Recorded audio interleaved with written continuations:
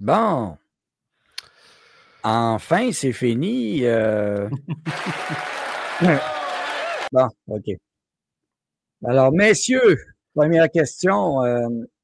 Avez-vous compris le mot résilience? Je ne sais pas si vous avez compris. Il va falloir être résilient.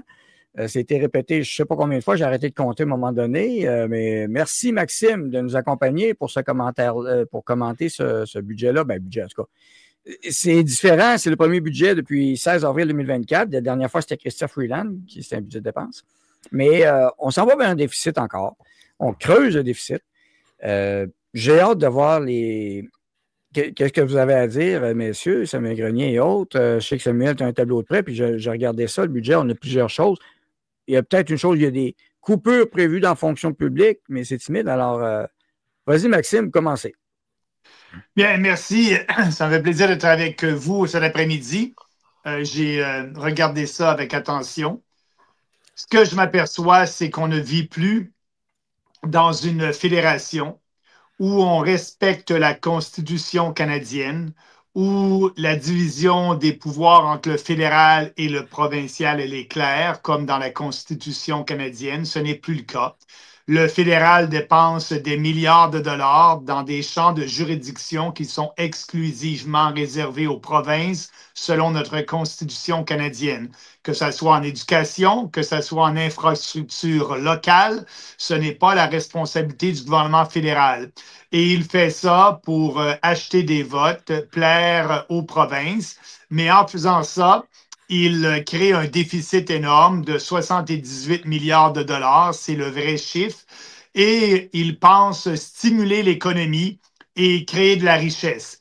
Et moi, je tiens à vous dire que ce n'est pas un stimulus, c'est plutôt un sédatif pour l'ensemble des Canadiens, puisqu'on dépense cet argent-là avec de l'emprunt, c'est de l'argent qu'on n'a pas, on emprunte, on crée un déficit, et cet emprunt-là, bien, va créer de l'inflation. Déjà aujourd'hui, les Canadiens paient la taxe d'inflation qui n'est pas de 3 comme on nous dit, mais plutôt l'inflation réelle, l'inflation quotidienne que les gens doivent payer lorsqu'ils font leur épicerie ou lorsqu'ils achètent des biens de première nécessité. C'est plutôt de 6 à 8 Et quand je dis 6 à 8 je prends les chiffres du gouvernement dans les années 70, lorsqu'on calculait l'inflation selon la vraie méthode. Et on sait que les gouvernements n'aiment pas démontrer la réalité aux Canadiens. Et on a changé au cours des ans la façon de calculer l'inflation pour arriver avec un pourcentage ridicule de 2 à 3 Donc, on paie la taxe d'inflation aujourd'hui et cette inflation-là ne s'en ira pas. Donc, c'est un sédatif pour les Canadiens. Ça va les empêcher de faire ce qu'ils veulent faire, de pouvoir réaliser leurs rêves. Et on pense de régler un problème du logement en investissant dans le logement. Mais ce n'est pas pour les Canadiens, c'est pour les immigrants qui sont arrivés ici. C'est des logements qu'on fait là, dans des centres urbains où on va impacter et mettre plein de migrants et d'immigrants dans ces logements-là. Donc, si on pense que ça va aider les Canadiens pour réduire le prix du logement, ça aura aucun impact et surtout le temps de construire ça. Ouais. On rouvre encore la porte à l'immigration de masse. Oui, c'est vrai, je dois dire qu'on diminue le nombre de migrants et d'immigrants qui vont venir ici au Canada, mais ce qu'il faut faire, il faut avoir un moratoire. Donc, pour moi, c'est un budget qui va créer de l'inflation, c'est un budget qui va appauvrir les Canadiens, c'est un budget qui va enrichir les lobbyistes à Ottawa, c'est de l'argent qu'on va dépenser. On dit que c'est de l'austérité parce qu'on coupe 40 000 postes de fonctionnaires. Il faut mettre ça dans son contexte. Trudeau, depuis 2015, il a augmenté la fonction publique à Ottawa de plus de 100 000 nouveaux fonctionnaires. Et là, Carney dit qu'il va en couper 40 000 avec de l'attrition sur plusieurs années. Donc, on va continuer à avoir plein de fonctionnaires à Ottawa qui ont des emplois bien rémunérés lorsque les Canadiens ont de la misère à se trouver un emploi. Il faudrait couper l'ensemble de ce 100 000 nouveaux fonctionnaires que Trudeau a créés. et concentrer le gouvernement fédéral dans ses champs de compétences et arrêter de s'ingérer dans des compétences provinciales ou même municipales. Donc, pour moi, ce budget-là va nous appauvrir. Eh oui, et Samuel, de ton bord, je sais que tu avais un graphique et on a parlé de comptabilité créative au début parce qu'il sépare un peu les dépenses et autres et on a le déficit, on a les chiffres ici. Alors, vas-y, Samuel. Bon, il faudrait, très bonne analyse, Maxime, comme toujours, mais il faudrait retenir un chiffre au courant des 5 prochaines années. C'est 322 milliards de déficit projeté d'ici 2030. Ce sont les chiffres. Donc, il y a 322 milliards de déficit projeté. Je tiens à le dire, c'est projeté. Donc, on sait très bien que ce sera supérieur. Et juste en intérêt, service de la dette, pour les 5 prochaines années. C'est très rapide, c'est d'ici 2030. Fort probablement que vous aurez encore la même voiture que vous avez présentement. C'est 329 milliards 300 millions qui s'en va à la dette. Donc, si on fait un rapprochement, 322 milliards de déficit au courant des 5 prochains exercices, des 5 prochaines années, dont 329,3 milliards au service de la dette. Si vous comprenez ce que ça veut dire, chers amis, ce que ça signifie, c'est que le gouvernement, présentement, ne rembourse pas, ne paye pas ses intérêts. Il les ajoute sur la dette. Si nous n'avions pas de dette, nous n'aurions pas de déficit pour les 5 prochaines années. Donc, si vous avez un ami qui vous parle et qui vous dit qu'il est endetté, mais qui vous dit qu'en même temps, il est endetté, mais il a des actifs. Et il a l'espérance de faire des revenus dans le futur. Il s'organise pour créer de la richesse. Vous allez dire, ben, tu es endetté, mais tu en profites et tu es en train de créer un effet de levier. Donc, tu vas t'enrichir parce que ta croissance de tes avoirs va dépasser ton coût, va dépasser ce que ça te coûte. Mais là, ce n'est pas ça qu'on est. C'est l'ami qui vient vous voir et qui vous dit, je dois de l'argent. Et pour les 5 prochaines années, je n'arriverai pas. Et je n'arriverai même pas à payer mes intérêts sur mes cartes de crédit. Qu'est-ce que vous allez lui dire? Vous allez le décoter. Dans votre esprit, vous ne lui prêterez pas d'argent parce que vous allez dire, cet ami-là, il est en danger de faire faillite. Ou si vous acceptez de lui prêter de l'argent, vous allez lui prêter à des conditions beaucoup plus avantageuse pour vous parce que vous allez tenir compte de votre risque. Il faut comprendre que le Canada, présentement, se met dans une position difficile pour aller sur le marché et puis renouveler sa dette qui va venir à échéance et qui va devoir renouveler sur les marchés. Il va toujours devoir proposer des conditions meilleures, donc un taux de rendement meilleur. Et puis, il va devoir dépasser le coût de l'inflation par rapport, parce que les gens qui s'attendent à un rendement veulent avoir un rendement qui dépasse le coût de l'inflation. Donc, ça l'augure très mal au niveau des finances. Et si vous devez retenir 2 chiffres aujourd'hui, là, c'est 322 milliards pour les 5 prochains exercices de déficit et 329 milliards qu'on va payer en intérêt. Donc, c'est très grave. Je pense que les gens doivent prendre la mesure de ces 2 chiffres-là. Tout simplement, là, en partant avec ça, là, on a déjà une très, très, très mauvaise, on a déjà un très mauvais tableau. Oui, et ce graphique-là, puis vas-y, Maxime, oui. Oui, je rajouterais à ça, Samuel a absolument raison. Et on a le culot de nous dire, les supposés économistes professionnels, que l'endettement du gouvernement est seulement 40% du produit intérieur brut et donc il y a de la place pour s'endetter. Le vrai chiffre de l'endettement, c'est 110%. Les Américains sont à 122% d'endettement par rapport à leur produit intérieur brut, par rapport à ce que produit l'économie américaine. Au Canada, en France, ils sont en quasi-faillite à 110%. Et nous, au Canada, on est à 110%. Comment j'arrive à 110%?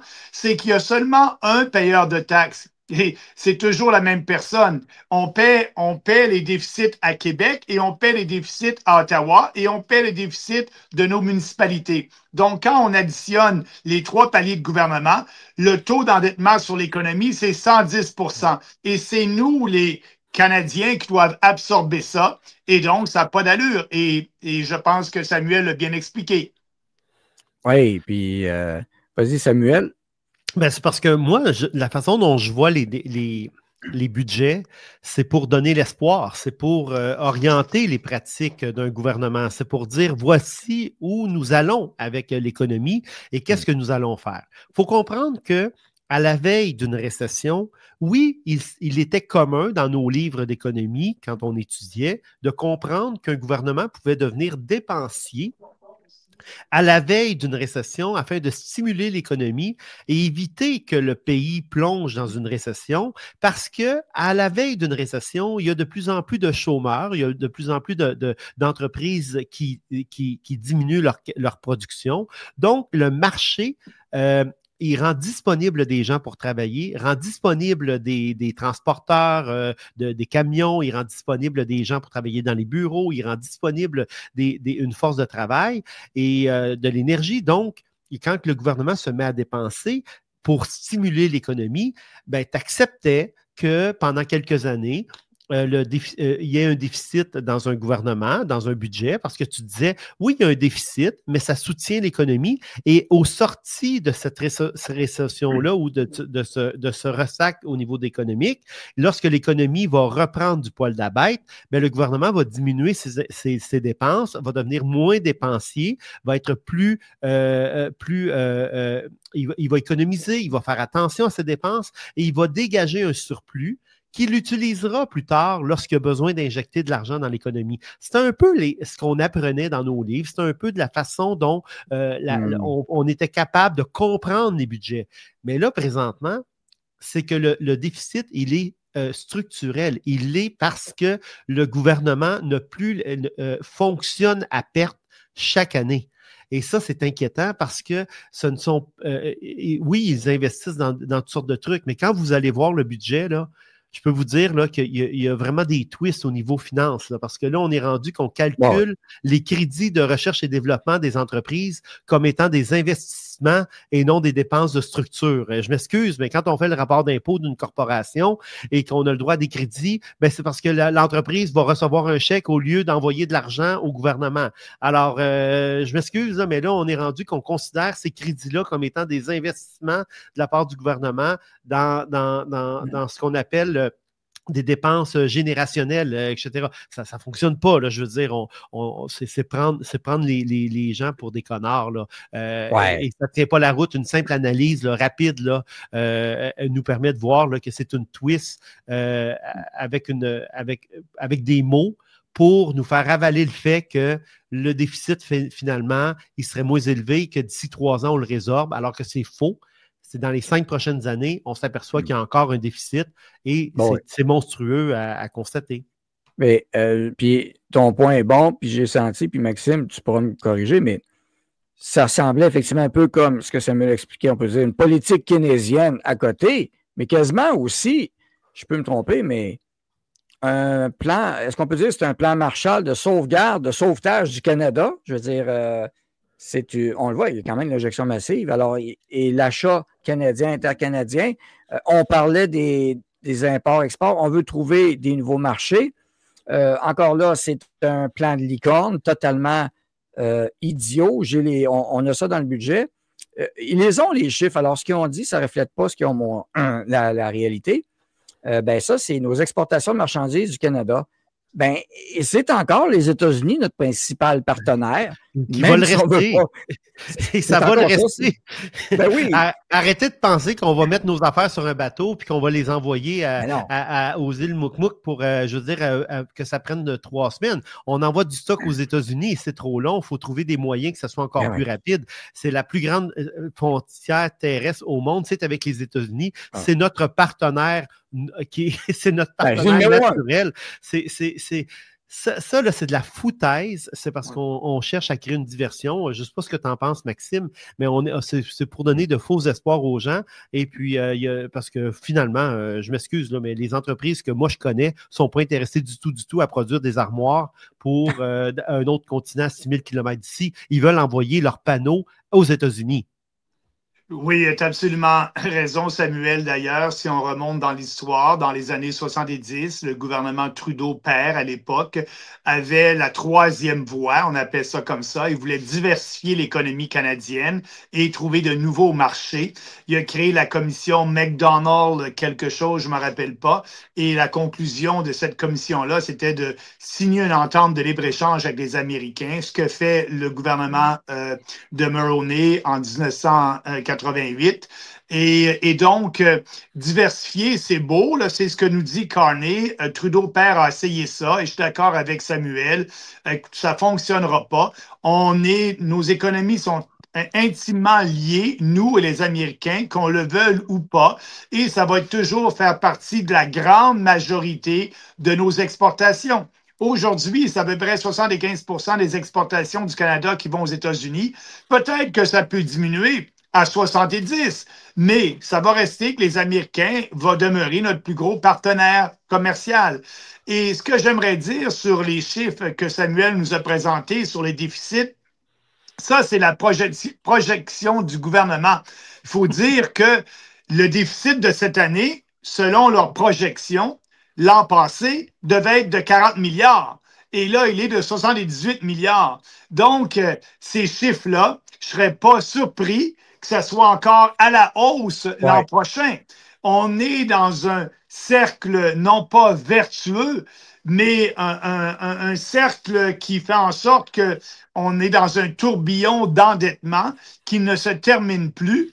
Et c'est pour ça actuellement que les gens le voient tous les jours et on pense d'aider les gens en créant des programmes. Ce que veulent les gens, là, c'est plus d'argent dans leur poche, puis ils veulent un dollar canadien qui va leur permettre d'acheter des choses à bon marché. Actuellement, avec notre dollar, bien, on s'appauvrit. Les gens ont peut-être des augmentations de salaire de 2 à 3 mais l'inflation réelle est de 6. Donc, à chaque année, si c'est 3 ils s'appauvrissent de 3 et pour ceux qui gardent leur emploi, parce qu'il y a des mises à pied qui se font actuellement. Donc, c'est vraiment un désastre et ça n'aidera pas l'économie. Comme je l'ai dit tout à l'heure, ça va être plutôt un sédatif pour l'économie. Et on est en récession, selon moi, présentement. Et cette récession-là va se poursuivre et va s'empirer. Ce n'est pas le budget qui va changer les choses. Le budget empire les choses. Et si on souhaite redonner du pouvoir d'achat aux citoyens sans même embaucher un seul fonctionnaire, on a juste à réglementer, par exemple, les prêteurs sur carte de crédit, etc., et de limiter leur appétit. On viendrait aider la classe moyenne, on viendrait aider le petit travailleur qui se trouve avec un solde de 5 000, de 6 000, de 10 000 ce qui est fréquent là, sur les cartes de crédit. Et puis de dire, ben on va limiter votre appétit, on va réduire le taux d'intérêt légal que vous pouvez facturer aux clients, et puis ils feront des économies sur chaque mois, et le gouvernement n'a pas investi un seul local pour faire ça, n'a pas besoin d'avoir de fonctionnaires supplémentaires, n'a pas besoin, mais par contre, il déplaît à des banques, il déplaît à des institutions, et on sait très bien que qui finance, on sait très bien qu'il y a un lobby quand même important. Donc, moi, je me questionne aussi sur les résultats qu'on nous propose en concernant les habitations, etc. Pour moi, ce n'est pas une bonne nouvelle que le gouvernement commence à construire des maisons. Pour moi, ce n'est pas une bonne nouvelle. Pour moi, là, ça veut juste dire que ça va coûter plus cher. Ça va être livré plus tard.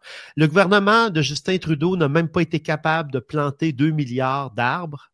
Et puis, on nous parle de construire des maisons. Alors, gang, fuyez et ne croyez pas ces objectifs-là. Ce sont des hypothèses de travail. Merde, le mot que je cherchais. Ce sont des hypothèses de travail très optimistes. Et puis, je ne leur fais pas confiance. Dans le budget, il y avait une prévision optimiste et une prévision pessimiste dans le budget. Donc, on devine pour le taux de natalité, tu as vu? Oui. Le taux de natalité, mais l'économie aussi. Là-dessus, j'aimerais donner une autre idée au ministre des Finances. Il va être sérieux puis faire en sorte que le coût de la vie pour les Canadiens diminue. Samuel a une bonne proposition qui ne coûte rien au gouvernement. J'en ai une autre affaire qui va coûter rien au gouvernement, qui va permettre aux gens d'acheter leurs œufs, leurs poulets et leur lait beaucoup moins cher en abolissant le cartel de la gestion de l'offre, parce que c'est un cartel, on paye à peu près le double du prix comparé au prix américain. Donc, si on veut aider les ménages, et je pense que l'achat d'œufs, de lait et de fromage, ça fait partie d'un panier d'épicerie assez important pour les Québécois et les Canadiens. Donc, si on veut les aider, mais on a juste à abolir ce cartel-là et les prix tomberaient, il y aurait plus de compétition. Ça l'aiderait tout le monde et ça coûte absolument rien au gouvernement fédéral, comme la proposition que vient de faire Samuel. Et on va aller écouter Poliev.